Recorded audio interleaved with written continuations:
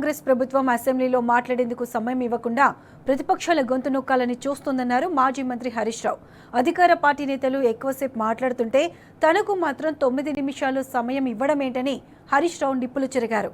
అసెంబ్లీలో పలు కీలక విషయాలపై తప్పక చర్చ జరగాలని అన్నారు. 2 ఇంపార్టెంట్ ఇష్యూలు ఉన్నాయని అడుగుదామంటే సమయం ఇవ్వట్లేదని ఆగ్రహం వ్యక్తం చేశారు. ఉద్యోగ నియామకాల 2 లక్షల ఉద్యోగాలని చెప్పిన కాంగ్రెస్ 16,978 కాంగ్రెస్ ఉద్యోగాలు ఇచ్చిందని అన్నారు హరీష్ రావు. తాము ఇన్ని రోజులు చెప్పిందే నిజమైందని, కాంగ్రెస్ నిరుద్యోగులను మోసం చేసిందని మండిపడ్డారు. వెల్ఫేర్ బోర్డులో 33 ఆఫీసులు ఉండాల్సింది 16 మాత్రమే ఉన్నాయన్నారు. కార్యాలయాల్లో 9 మంది మాత్రమే అధ్యక్షులు ఉన్నారని చెప్పారు హరీష్ రావు.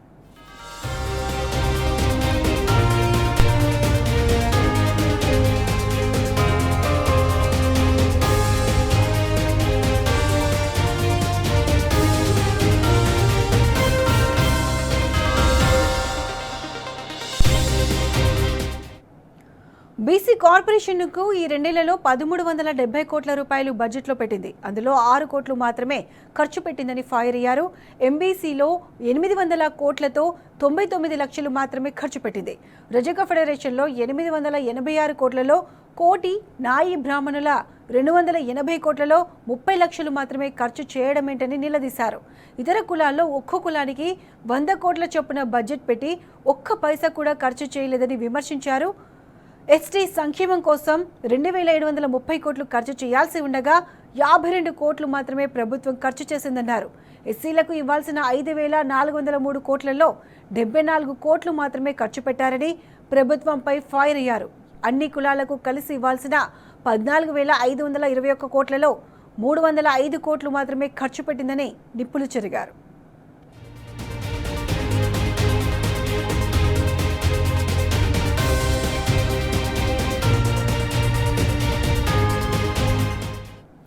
బడుగు బలహీన వర్గాల ప్రభుత్వం అని చెప్పే ఈ ప్రభుత్వం ఇదేనా మీరు ఖర్చు పెట్టే పద్ధతి అని ప్రభుత్వాన్ని ప్రశ్నించారు. డిప్యూటీ సీఎం భట్టి విక్రమార్క అన్ని కులాల కార్పొరేషన్లను మోసం చేసి చెవుల్లో పూలు పెట్టారని ఆగ్రహం వ్యక్తం చేశారు. మైనార్టీ సంక్షేమానికి 1755 కోట్లు బీఆర్ఎస్ ఖర్చు చేస్తే కాంగ్రెస్ ప్రభుత్వం పెట్టిన ఖర్చు 1602 కోట్లేనని విమర్శించారు. అసెంబ్లీ నడిపే విషయంలో నియమ నిబంధనలు తుంగలో తొక్కారని, ఇష్టానుసారంగా వాయిదాలు వేస్తూ సభా సమయాన్ని వృధా చేస్తున్నారని హరీష్ రావు ధ్వజమెత్తారు.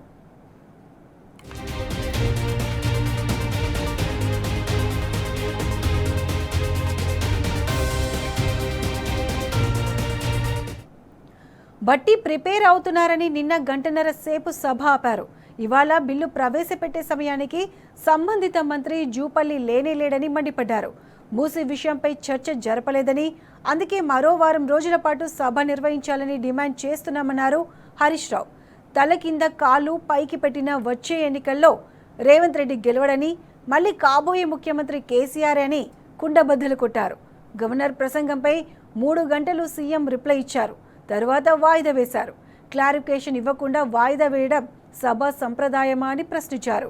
గోల్ కొట్టడం ఖాయం, బీఆర్ఎస్ అధికారంలోకి రావడం ఖాయం, కేసీఆర్ సీఎం అవ్వడం ఖాయమని చెప్పారు హరీష్ రావు.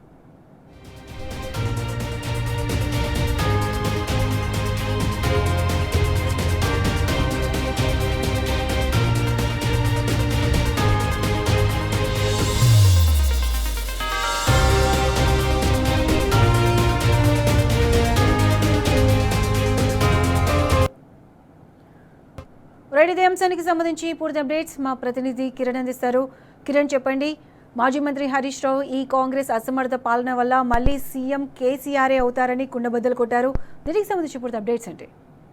ప్రత్యూష, ఏదైతే అసెంబ్లీ సమావేశాల్లో భాగంగా ఈ నెల 30 తర్వాత కూడా మరో వారం రోజుల పాటు సమావేశాలను నిర్వహించాలని కూడా మాజీ మంత్రి, శాసనసభ deputy floor leader Harish Rao demand చేశారు.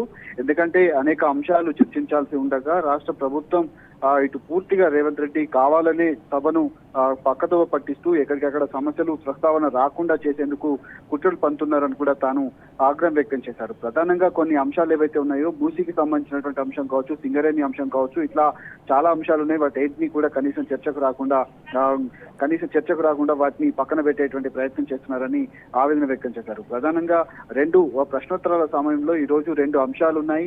అందులో భాగంగానే ఉద్యోగ నియామకాలకు సంబంధించినటువంటి ప్రశ్న ఈ రోజు అటు కేటీఆర్ తో పాటు హరీష్ రావుకు 2 ప్రశ్నలు కూడా ఉన్నాయి. వాటిని చర్చకు రానివ్వకుండా హౌసింగ్ పైనే దాదాపు గంటన్నర పాటు కాలయాపన చేసి దానిపైన చర్చించి వదిలేసినటువంటి పరిస్థితి ఉందని కూడా తాను చెప్పారు.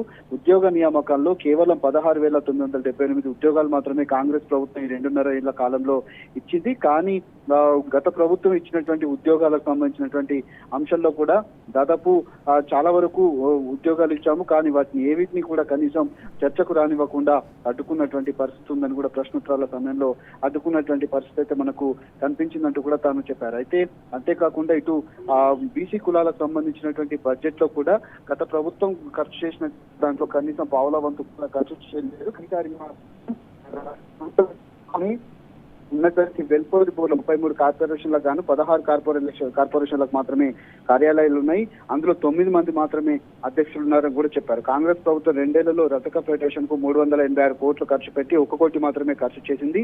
నాయి బ్రాహ్మణులకు 200 కోట్లు ఖర్చు పెట్టి 30 లక్షలు మాత్రమే ఖర్చు చేశారు. 300 కాపులకు 100 కోట్లు ఇచ్చి 1 రూపాయి కూడా ఇప్పటి వరకు ఖర్చు చేయలేదు. అటు ఆర్యవైశ్య కార్పొరేషన్ కు 25 కోట్లు కేటాయించి 1 రూపాయి కూడా ఖర్చు చేయలేదంటూ కూడా చెప్పారు. బీసీ కార్పొరేషన్లకు 1370 కోట్లు ఖర్చు పెట్టి అందులో 6 కోట్లు మాత్రమే ఎస్టీ కార్పొరేషన్ కు 2,730 కోట్లను పెట్టి 52 కోట్లు మాత్రమే ఎస్సీ కార్పొరేషన్ కు 5,403 కోట్లు పెట్టి అందులో 74 కోట్లు మాత్రమే ఖర్చు చేసింది. ఇట్లా ప్రతి ఒక్క శాఖకు సంబంధించినటువంటి అంశాలు 98% బీసీ ఎస్సీ ఎస్టీ నిధులు పక్కదారికి మళ్లించారు. బీసీ ఎస్సీ ఎస్టీ నిధులకు సంబంధించినటువంటి అంశాల్లో కూడా 2% మాత్రమే ఈ ప్రభుత్వం ఖర్చు చేసింది. అలా అసెంబ్లీని ఏ విధంగా నడిపించాలో కూడా రాష్ట్ర ప్రభుత్వానికి క్లారిటీ లేకపోవడంతో పూర్తిగా వైఫల్యం చెందిందంటూ కూడా తను చెప్పారు. ఎందుకు కాలు పైకి పెట్టినప్పటికీ కూడా వచ్చే ఎన్నికల్లో ఖచ్చితంగా మళ్ళీ ముఖ్యమంత్రి కేసీఆర్ అవుతారు. రేవంత్ రెడ్డి ఓటమి తప్పదు. ఖచ్చితంగా ఈ అంశంలో బీఆర్ఎస్ పార్టీ మళ్ళీ అధికారంలోకి రావడం ఖాయం కూడా తాను కుండ బద్దలకు వచ్చినటువంటి పరిస్థితి మనకు కనిపిస్తుంది. ఈ నేపథ్యంలో ఎక్కడికక్కడ రాష్ట్ర ప్రభుత్వ తీరుపైన కూడా తాను ఆగ్రహం వ్యక్తం చేశారు.